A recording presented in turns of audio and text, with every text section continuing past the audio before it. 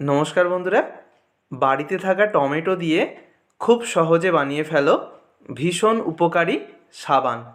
এই সাবানের নিয়মিত ব্যবহারে ত্বকের মধ্যে একদিকে যেমন কোনো রকম কালো দাগ থাকবে না, তেমনি ত্বক হয়ে যাবে উজ্জ্বল, কাঁচের মতো চকচকে, ফর্সা, দাগহীন। কিভাবে খুব সহজে বাড়িতে থাকা পাকা টমেটো দিয়ে সাবান তৈরি করতে হবে তার জন্য ভিডিওটা কোথাও স্কিপ না করে একদম শেষ পর্যন্ত দেখতে থাকো। টমেটোর সাবান তৈরি করার জন্য প্রথমেই দুটো পাকা টমেটো নিয়েছি।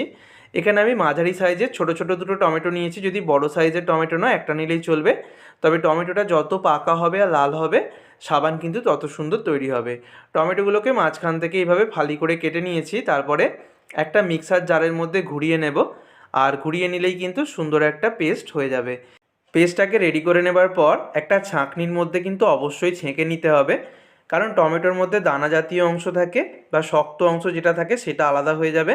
তো এইভাবে করে আমি টমেটোর দেখো যে জুসটা সেটা বার করে নিয়েছি। প্রথমেই এই জুসের মধ্যে আমি দিয়ে দেবো খাঁটি নারকেল তেল। কোনো রকম সুগন্ধিযুক্ত নারকেল তেল দেওয়া যাবে না। তারপরে নিয়েছি অ্যালোভেরা জেল। কেনা অ্যালোভেরা জেলও ব্যবহার করতে পারো, অথবা খাঁটি অ্যালোভেরাটাও নিয়ে নিতে পারো। এখানে গ্লিসারিন লিকুইডটা দেখিয়ে দিচ্ছি। লিকুইড গ্লিসারিন যদি তোমরা সোপ বেস দিয়ে বানাও অবশ্যই দেবে, তবে আমার মতো গ্লিসারিন সাবান দিয়ে যদি বানাও দেওয়ার প্রয়োজন নেই। আর দিয়ে দিচ্ছি ভিটামিন ই ক্যাপসুল, যেটা তোমরা যে কোনো ওষুধের দোকান বা মুদি দোকানে পেয়ে যাবে। সব কিছু দেওয়ার পর টমেটো জুসের সাথে খুব ভালো করে মিশিয়ে নিয়েছি। এবার সাবান তৈরি করার জন্য নিয়েছি এখানে পিয়ার সাবান। যে কোনো সাবান নিলেই চলবে, তবে সেটা যেন অবশ্যই গ্লিসারিনযুক্ত সাবান হয়। মোদ্দা কথা, যে কোনো গ্লিসারিনযুক্ত সাবান নিতে হবে। গ্লিসারিনযুক্ত সাবান যদি না নাও, তাহলে নিয়ে নেবে সোপ বেস, যেটা তোমরা অনলাইনে পেয়ে যাবে। এবারে সাবানটাকে দেখো একটা ছুরি দিয়ে কেটে নিচ্ছি।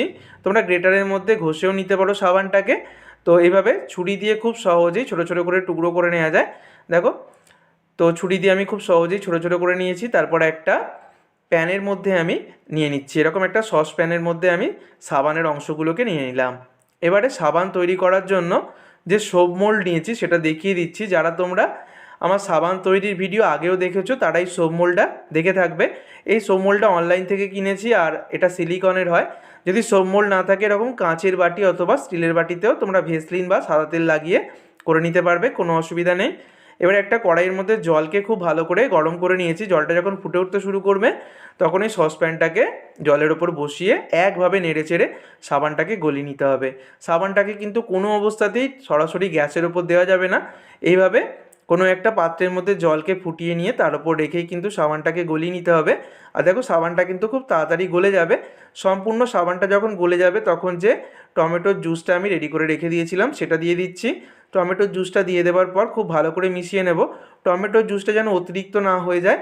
একটা বড় সাইজের টমেটো অথবা দুটো মিডিয়াম সাইজের টমেটোর যেটুকু জুস বেরোবে সেটা দিতে পারো। খুব ভালো করে দেখো জুসটাকে নেড়ে চেড়ে নিয়েছি মিনিট খানেক মতো। 1 মিনিট ভালো করে মিশিয়ে নেবার পর এবার যে সোপ মোল্ডটা ছিল তার মধ্যে ঢেলে দিচ্ছি। আবারও বলছি, সোপ মোল্ড না থাকলে যে কোনো কাঁচের বাটি বা স্টিলের বাটিতে অবশ্যই তোমরা ভেসলিন বা সাদা তেল লাগিয়ে ঢেলে দিতে পারবে। আর ওপরের যে ফেনাটা সেটা চামচে করে এইভাবে তুলে দিচ্ছি। এখানে কোনো স্প্রে করলেও হবে, ফেনাটা থাকলে কোনো অসুবিধা নেই, তবে দেখতে খারাপ লাগে। তো দেখো, ফেনাগুলোকে সরিয়ে দিয়েছি। এবার এটাকে নাড়াচাড়া করলে চলবে না। এই অবস্থাতেই আমি রেখে দেবো 12 ঘন্টা। 12 ঘন্টা রেখে ফিরে আসছি। তো আমি ওভারনাইট রেখে দিয়েছিলাম। 12 ঘন্টা পর তোমাদেরকে দেখাচ্ছি। 3 থেকে 4 ঘন্টা পরেই সাবান বসে যায়। তবু আমি সারা রাত রেখে দিয়েছিলাম, আর দেখো কত সুন্দরভাবে বসে গিয়েছে সাবানটা। দেখে আশা করছি বুঝতেই পারছো। আর সোপ মোল্ড থেকে কিন্তু খুব সহজেই সাবানটা বেরিয়ে এলো। দেখো কত সুন্দর সাবানটা তৈরি হয়েছে। একদম গ্লসি সুন্দর সাবান কিন্তু তৈরি হয়ে গেছে। কোনো রকম ফুড কালার আমি ব্যবহার করিনি। টমেটোর যে অরিজিনাল কালার সেটাই কিন্তু সাবানের মধ্যে চলে এসছে। আশা করছি তোমরা সেটা দেখেই বুঝতে পারছো। একদম কাছ থেকে তোমাদেরকে দেখিয়ে দিচ্ছি, দেখো কতটা সুন্দর হয়েছে সাবানটা। আর এই সাবানের কিভাবে ব্যবহার করতে হবে সেটাও বলে দেবো। দেখো, সাবানটা আমি উপর নিচ সবটাই দেখিয়ে দিচ্ছি। সিলিকনের মোল্ড, খুব বেশি দাম না। অনলাইন থেকে একটা যদি কিনে রাখতে পারো বাড়িতে, তাহলে কিন্তু খুব সহজেই সাবান তৈরি করে নেওয়া যায়, খুব সুবিধাও হয়। আর আমি হাতের মধ্যে মেখেও দেখিয়ে দিচ্ছি সাবানটা। এই সাবান নিয়মিত ব্যবহার করলে কিন্তু ত্বকের মধ্যে যদি কোনো কালো দাগ থাকে সেটা চলে যাবে। ত্বক হয়ে যাবে উজ্জ্বল, ফর্সা, দাগহীন। শরীরের সমস্ত জায়গাতেই অ্যাপ্লাই করা যায়, কারণ টমেটো আমাদের স্কিনের জন্য ভীষণ ভালো। টমেটোর সমস্ত গুণাগুণ যেমন রয়েছে, সেরকম বাকি উপকরণগুলোও কিন্তু আমাদের স্কিনের জন্য ভীষণই ভালো কাজ দেবে। তাই বন্ধুরা অবশ্যই বাড়িতে এইভাবে পাকা টমেটো দিয়ে টমেটোর সাবান তৈরি করে পরিবারের সকলকে সুরক্ষিত রাখতে পারবে। ভিডিওটাকে বন্ধুদের মধ্যে অনেক অনেক শেয়ার করো।